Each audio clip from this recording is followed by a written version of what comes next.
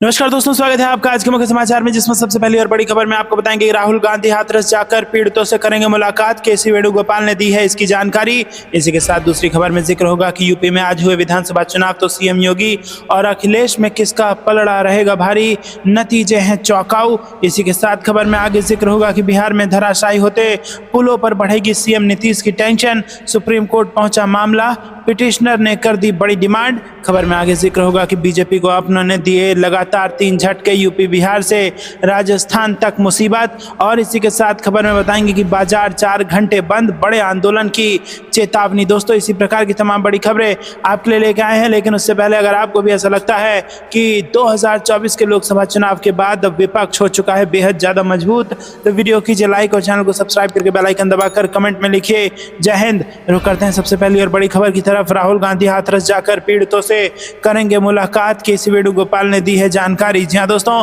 कांग्रेस नेता राहुल गांधी हाथरस भगदड़ हादसे के पीड़ितों से मिलने जाएंगे। ये जानकारी कांग्रेस के महासचिव केसी वेणुगोपाल ने मीडिया को दी है।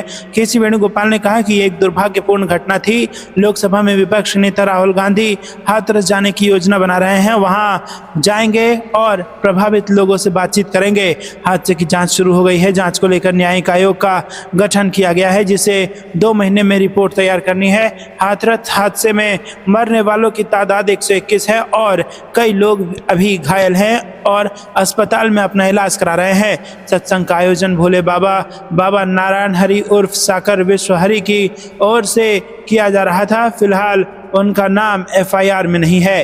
हाथरस हादसे को लेकर राहुल गांधी ने ट्वीट कर लिखा था कि उत्तर प्रदेश के हाथरस में सत्संग के दौरान मची भगदड़ से कई श्रद्धालुओं की मृत्यु का समाचार अत्यंत पीड़ादायक है। सभी शोकाकुल परिजनों को अपनी गहरी संवेदनाएं व्यक्त करते हुए घायलों के शीघ्र स्वस्थ होने की आशा करता हूं। सरकार और प्रशासन से अनुरोध है कि घायलों को हर संभव उपचार एवं पीड़ित परिवारों को राहत उपलब्ध कराएं और इंडिया के सभी कार्यकर्ताओं से अनुरोध है कि राहत और बचाव में अपना सहयोग प्रदान करें। फिलहाल राहुल गांधी कब और कैसे हाथरस जाएंगे, इस संबंध में किसी तरह की जानकारी साझा नहीं की गई है। उत्तर प्रदेश और सीएम योगी आदित्यनाथ ने भी हाथरस का दौरा किया था और अस्पताल में भर्ती घायलों से मुलाकात की थी। सीएम योगी ने कहा था कि हादसे की वजह का पता लगाने के लिए जांच जारी है और किसी भी आरोपी को बख्शा नहीं जाएगा। इस मामले को लेकर न्यायिक आयोग का गठन किया गया है, जिसे 2 महीने में अपनी रिपोर्ट सबमिट करनी है। रुक करते हैं अगली ब्रेकिंग न्यूज की तरफ। यूपी में आज हुए विधानसभा चुनाव तो सीएम योगी और अखिलेश में किसका पलड़ा रहेगा भारी, नतीजा चौंकाने वाला। जी हां दोस्तों, लोकसभा चुनाव 2024 के नतीजे घोषित होने के बाद से समाजवादी पार्टी का जोश हाई है, जिसका कारण साफ है कि लोकसभा चुनाव में नतीजों में यूपी के अंदर सपा सिंगल लार्जेस्ट पार्टी बनकर सामने आई है। 2014 और 19 के लोकसभा चुनाव में 80 में से महज 5 सीट जीतने वाली सपा ने 2024 में बेहतरीन प्रदर्शन करते हुए 37 सीटें जीती थी। ऐसे में लोगों के मन में यही सवाल है कि अगर आज यूपी में विधानसभा चुनाव हुए तो सीएम योगी आदित्यनाथ और सपा चीफ अखिलेश यादव में कौन आगे रहेगा। इस बीच यूपी में विश्लेषण में पाया गया है कि अगर आज यूपी में विधानसभा चुनाव हुए तो सूबे में कौन सी पार्टी आगे रहेगी। जी हाँ दोस्तों, विश्लेषण में चौंकाने वाले नतीजे सामने आए हैं। आपको बता दें कि लोगों के मन में ये सवाल है कि लोकसभा का यही चुनाव अगर विधानसभा में बदल दिया जाए तो कौन बाजी मारेगा, और इस सवाल का जवाब हासिल करने के लिए जो जवाब सामने आया है। जी हाँ दोस्तों, आपको बता दें कि अगर लोकसभा चुनाव के परिणामों को विधानसभा में परिवर्तित कर दिया जाए तो आज के समय में इंडिया गठबंधन यानी कि सपा और कांग्रेस को अगर मिलाया जाए तो 224 सीटें जीतकर सबसे बड़ी पार्टी बनकर जहां पर बहुमत के साथ सरकार बना सकती है और भाजपा के नेतृत्व वाले एनडीए को महज 174 सीटें मिलने जा रही हैं और चंद्रशेखर आजाद की समाज पार्टी को 5 सीटें यहां पर मिल सकती हैं। तो दोस्तों, उत्तर प्रदेश के लोकसभा के चुनाव ने जो चौंकाने वाले नतीजे सामने लाकर दिए हैं, उसी के आधार पर अगर आज विधानसभा के चुनाव उत्तर प्रदेश में करा दिए जाएं तो भाजपा को सत्ता से हाथ धोना पड़ सकता है। दोस्तों, आपको क्या कुछ लगता है कमेंट में जरूर बताइए। वीडियो को लाइक नहीं किया तो लाइक जरूर कीजिएगा। रुक करते हैं ब्रेकिंग न्यूज की तरफ। बिहार में धराशायी होते पुलों पर बढ़ेगी सीएम नीतीश की टेंशन, सुप्रीम कोर्ट पहुंचा मामला, पिटिशनर ने कर दी है ये बड़ी डिमांड। जी दोस्तों, आपको बता दें कि बिहार में पुलों के गिरने का सिलसिला चल पड़ा है। बुधवार को तो सारण व सिवान में एक ही दिन में 5 पुल धराशायी हो गए और अब यह मामला सुप्रीम कोर्ट पहुंच गया है। सुप्रीम कोर्ट में दाखिल एक जनहित याचिका में बिहार सरकार को राज्य के सभी मौजूदा और निर्माणाधीन पुलों का स्ट्रक्चरल ऑडिट करने का आदेश देने की मांग की गई है। अधिवक्ता ब्रजेश सिंह ने शीर्ष अदालत में ये जनहित याचिका दाखिल किया है, जिसमें उन्होंने बीते 2 साल के अंदर राज्य के 12 पुलों के गिरने का हवाला देकर सुप्रीम कोर्ट से राज्य के पुलों का स्ट्रक्चरल ऑडिट कराने का आदेश जारी करने की मांग की है। याचिका में कहा गया है कि पिछले 2 साल में बड़े पुलों सहित कई छोटे मझोले और निर्माणाधीन ब्रिज के गिरने की घटनाएं सामने आई हैं। बिहार एक बाढ़ प्रभावित क्षेत्र है और यहाँ का 73% से भी अधिक भूभाग लगभग हर साल भीषण बाढ़ की चपेट में आता है। ऐसे में पुलों का इस तरह धराशायी होना चिंताजनक है। याचिका में मांग की गई है कि बिहार में पुलों की सुरक्षा के लिए किसी स्थायी निकाय का गठन किया जाना चाहिए। बता दें कि पिछले कुछ दिनों में बिहार में पुलों के ध्वस्त होने के जैसे कोई सिलसिला सा चल पड़ा हो। 18 जून को अररिया में बकरा नदी पर बना पुल धड़ाम हो गया। 22 जून को सिवान जिले में गंडक नदी पर बना पुल ध्वस्त हो गया। इसके अगले ही दिन 29 जून को पूर्वी चंपारण में पुल ने जल समाधि ले ली। 27 और 30 जून को किशनगंज में पुल के ध्वस्त होने की घटनाएं होती रही। 3 जुलाई को तो कुल 5 पुल ढह गए। सारण में 2, सिवान में 3 पुल भरभरा कर गिर पड़े और आज भी छपरा में 1 पुल ध्वस्त होने की खबर आ रही है। पुलों के धराशायी होने के साथ स्थानीय लोग परेशान हैं। कई जगहों पर दर्जनों गांव का संपर्क टूट गया है और कहीं पर थोड़ी दूर आने जाने के लिए भी किलोमीटर लंबा रास्ता तय करना पड़ रहा है। रुक करते हैं अगली ब्रेकिंग न्यूज की तरफ। बीजेपी को अपनों ने दिए लगातार 3 झटके। यूपी बिहार से राजस्थान तक बढ़ी मुसीबत। जी हां दोस्तों, लोकसभा चुनाव 2024 में बहुमत नहीं ला सकने के बाद भाजपा को विरोधियों के साथ साथ अपनों के हमले भी खूब झेलने पड़ रहे हैं। महाराष्ट्र यूपी के बाद ताजा घटना राजस्थान और बिहार से आया है। राजस्थान में जहां किरोड़ी लाल मीणा ने भाजपा सरकार से इस्तीफा दे दिया, तो वहीं बिहार में सहयोगी नीतीश कुमार के मंत्री ने कहा कि जेडीयू का साथ नहीं होता तो बिहार में भाजपा लोकसभा चुनाव में एक भी सीट नहीं जीत पाती। बिहार के बड़े भाजपा नेता अश्विनी चौबे ने हाल में कहा था कि उनका सपना है कि बिहार में अकेले भाजपा के बहुमत से एनडीए की सरकार बने। उन्होंने कहा कि ये इच्छा उन्होंने केंद्रीय नेतृत्व के सामने भी जाहिर की है। नीतीश सरकार में मद्य निषेध उत्पादन व निबंधन विभाग के मंत्री रत्नेश सदा ने 3 जुलाई को जमुई में कहा है कि अगर भाजपा अकेले लोकसभा चुनाव लड़ती होती तो एक भी सीट नहीं जीत पाती। और चौबे जो कह रहे हैं उनका बड़बोलापन है। उनके इसी बड़बोलेपन की वजह से उन्हें भाजपा ने किनारा किया है। बता दें कि चौबे 2024 चुनाव से पहले मोदी सरकार में मंत्री थे और इस बार उन्हें लोकसभा का टिकट नहीं दिया गया है। रुक करते हैं अगली ब्रेकिंग न्यूज की तरफ। बाजार 4 घंटे बंद, बड़े आंदोलन की चेतावनी। जी हाँ दोस्तों रुक करते हैं अगली ब्रेकिंग न्यूज की तरफ। बीजेपी का वर्षों पुराना दोस्त बिछड़ा, राज्यसभा में विपक्षी नेता के साथ मिलाई कदम ताल, क्या बिगड़ जाएगा राजस्थान का गणित। जी हाँ दोस्तों, संसद में इस बार नजारा काफी कुछ बदला नजर आ रहा है। जो पार्टी वर्षों तक बीजेपी के लिए संकट मोचक बनी रही, हर कदम बीजेपी और एनडीए का साथ देती रही, यहाँ तक कि प्रधानमंत्री नरेंद्र मोदी को भी कभी निराश नहीं किया। चाहे संसद में बिल पर वोटिंग की बात हो या फिर किसी भी तरह के समर्थन की, हर पल साथ रही। अब वही पार्टी विपक्ष के साथ कदम ताल करती नजर आई। इंडिया गठबंधन के नेताओं के साथ संसद में एनडीए सरकार का विरोध करती दिखी। जी हाँ, हम बात कर रहे हैं बीजू जनता दल की। बीजेडी ने पहले संसद में कई मौकों पर भाजपा का समर्थन किया था, लेकिन बुधवार को वो विपक्षी गठबंधन में शामिल हो गई। राष्ट्रपति के अभिभाषण पर जब प्रधानमंत्री नरेंद्र मोदी राज्यसभा में जवाब दे रहे थे, तब बीजेडी नेता सुष्मिता पात्रा ने यहाँ पर नेतृत्व में उनकी पार्टी के सांसदों ने विपक्षी सांसदों के साथ सदन से वॉकआउट कर दिया। इतना ही नहीं, सरकार के खिलाफ नारेबाजी भी करते नजर आए। उधर बीजेपी को वाईएसआर कांग्रेस पार्टी का समर्थन मिला। वाईएसआर कांग्रेस के सदस्यों ने पीएम मोदी के भाषण के दौरान हंगामा करने पर विपक्षी सांसदों की निंदा की। वो सदन में प्रदर्शन से दूर रही और उसने सरकार का साथ दिया। राज्यसभा में वाईएसआर कांग्रेस के नेता वी विजय साई रेड्डी ने कहा कि प्रधानमंत्री के जवाब को धैर्य से सुना जाना चाहिए था, क्योंकि वो विभिन्न सांसदों द्वारा उठाए गए प्रश्नों पर ही जवाब दे रहे थे। ये बदलाव इसलिए भी बेहद महत्वपूर्ण है क्योंकि राज्यसभा में बीजेडी के 9 सदस्य हैं, जबकि आंध्र प्रदेश की वाईएसआर कांग्रेस के 11 सदस्य हैं। बीजेपी का राज्यसभा में बहुमत नहीं है और उसे सहयोगियों के भरोसे रहना पड़ता है। पहले हर बार बीजेडी साथ देती थी और कोई भी बिल पास कराना सरकार के लिए आसान हो जाता था, लेकिन इस बार साथ मिलने की उम्मीद नहीं दिखती। ये राज्यसभा में शक्ति संतुलन को बदल सकता है और सरकार सरकार को मुश्किलों का सामना करना पड़ सकता है। वाईएसआर कांग्रेस और बीजेडी दोनों को अपने राज्यों में करारी शिकस्त मिली है। चुनाव से पहले दोनों किसी राष्ट्रीय गठबंधन से दूर रहे, लेकिन संसद में नजारा बदलता दिखा। तो दोस्तों, आपको क्या कुछ लगता है कमेंट में जरूर बताइए। वीडियो को लाइक नहीं किया तो लाइक जरूर कीजिएगा। रुक करते हैं अगली ब्रेकिंग न्यूज की तरफ। हमें पीएम के संबोधन के बीच विपक्ष का वॉकआउट। खड़गे बोले झूठ बोलना लोगों को गुमराह करना हो गई है मोदी की आदत। जी हाँ दोस्तों, संसद की कार्रवाई के दौरान बुधवार को प्रधानमंत्री नरेंद्र मोदी का संबोधन हुआ और उन्होंने राज्यसभा में राष्ट्रपति के अभिभाषण पर धन्यवाद प्रस्ताव पर हुई चर्चा का जवाब दिया। इस दौरान विपक्ष ने वॉकआउट कर दिया। मीडिया को संबोधित करते हुए मल्लिकार्जुन खड़गे ने कहा कि हम सदन से इसलिए बाहर चले गए क्योंकि प्रधानमंत्री धन्यवाद प्रस्ताव पर जवाब देते समय कुछ गलत बातें बोल रहे थे। झूठ बोलना, लोगों को गुमराह करना और सच के खिलाफ बोलना उनकी आदत है। वहीं दोस्तों, खड़गे ने कहा कि मैंने उनसे पूछा कि उन्होंने संविधान नहीं बनाया और वो इसके खिलाफ हैं। मैं बस ये स्पष्ट करना चाहता था कि कौन संविधान के पक्ष में है और कौन इसके खिलाफ है। आरएसएस ने 1950 में अपने संपादकीय में लिखा था कि संविधान की सबसे बुरी बात यह है कि इसमें भारत के इतिहास के बारे में कुछ नहीं है। उन्होंने संविधान का विरोध किया और वो शुरू से ही इसके खिलाफ हैं और वो कहते हैं कि वो इसके पक्ष में हैं। अंबेडकर, नेहरू के पुतले जलाए गए, अब वो कह रहे हैं कि हम इसके खिलाफ हैं। रुक करते हैं अगली ब्रेकिंग न्यूज़ की तरफ। अकेले ही मोदी और शाह पर भारी पड़े राहुल गांधी की उद्धव सेना ने खूब की तारीफ। जी हाँ दोस्तों, लोकसभा में दिए राहुल गांधी के भाषण की उद्धव ठाकरे वाली शिवसेना ने खूब तारीफ की है और मुखपत्र सामना में लिखे आर्टिकल में उद्धव सेना ने कहा है कि राहुल गांधी अकेले ही नरेंद्र मोदी और अमित शाह पर भारी पड़ गए हैं। अखबार ने लिखा कि राहुल गांधी ने भाजपा और मोदी शाह के हिंदुत्व वाले मुखौटे को उतार दिया। उन्होंने उन लोगों को हिंदू धर्म का सही अर्थ समझाया है। अखबार ने लिखा कि राहुल गांधी ने साफ किया कि भाजपा हिंदू और हिंदुत्व का प्रतिनिधित्व नहीं करती। उन्होंने पीएम नरेंद्र मोदी और अमित शाह के हिंदुत्व वाले मुखौटे को उतार फेंका। राहुल गांधी इसके लिए तारीफ के हकदार हैं।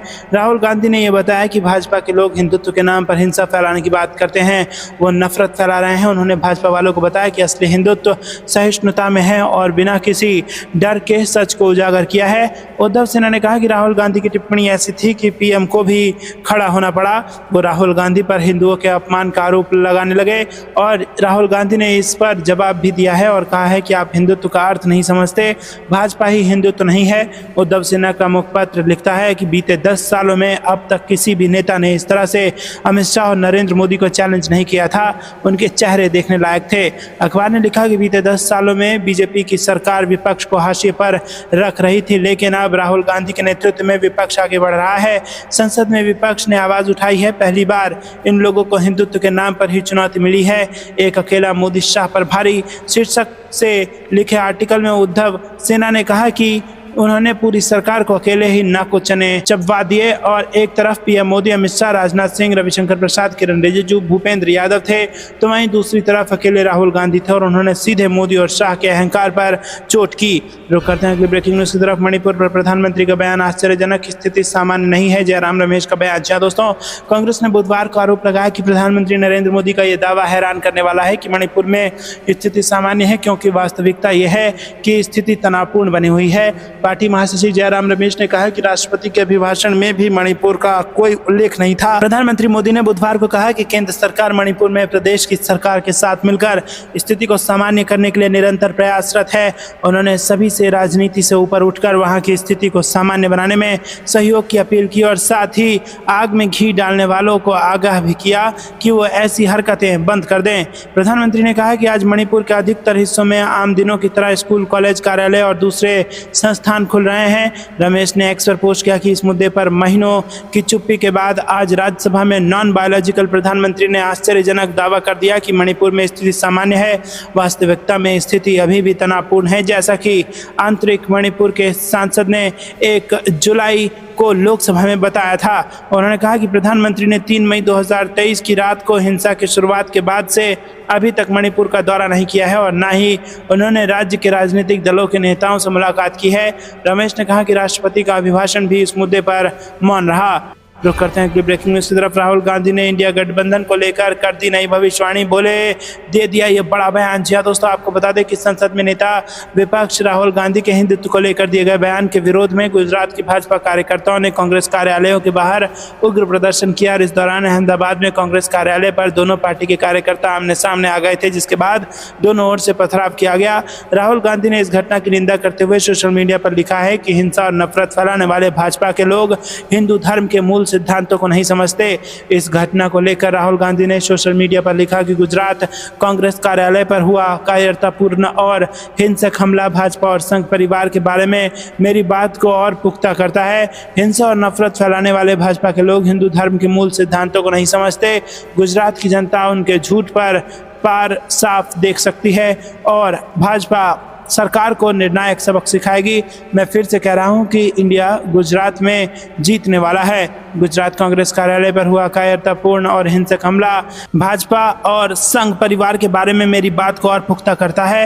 हिंसा और नफरत फैलाने वाले भाजपा के लोग हिंदू धर्म के मूल सिद्धांतों को नहीं समझते और गुजरात की जनता उनके झूठ के पार साफ देख सकती है और भाजपा सरकार को निर्णायक सबक सिखाएगी। दोस्तों, आपको क्या कुछ लगता है कमेंट में जरूर बताइए। रुक करते हैं अगली ब्रेकिंग न्यूज की तरफ। संसद के हनुमान बेनीवाल ने बीजेपी को सुनाई खड़ी खड़ी, कहा समय रहते संभल जाओ। जी हाँ दोस्तों, राजस्थान के नागौर से सांसद हनुमान बेनीवाल ने राष्ट्रपति के अभिभाषण पर हुई चर्चा में भाग लिया और इस दौरान हनुमान बेनीवाल ने राष्ट्रपति के अभिभाषण को स्कूली कक्षाओं की कहानियों जैसा बताया और इसके साथ ही अग्निवीर योजना को वापस लेने व नशे के खिलाफ ठोस कदम उठाने जैसे महत्वपूर्ण मुद्दे उठाए।